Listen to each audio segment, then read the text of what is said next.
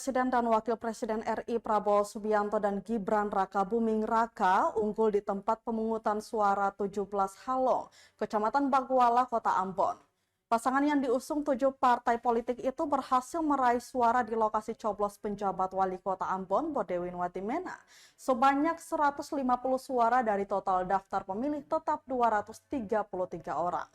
Sementara suara unggul tertinggi urutan kedua ada pada paslon 03 Ganjar Mahfud dengan jumlah suara 47.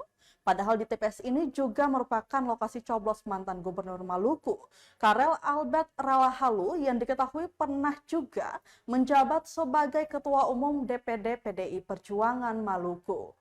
Sedangkan untuk paslon 01 Anies Muhaimin hanya bisa meraih 2 suara saja. Diketahui dari total 233 DPT, hanya 200 orang yang mencoblos untuk pemilihan presiden di TPS yang berlokasi di SD Negeri 3 Ambon itu. Perolehan total suara sebanyak 199 karena 1 surat suara diantaranya tidak sah. Adapun koalisi Prabowo Gibran diantaranya Partai Gerakan Indonesia Raya, Partai Golongan Karya, Partai Demokrat, Partai Amanat Nasional, Partai Solidaritas Indonesia, Partai Bulan Bintang, Partai Garda Republik Indonesia.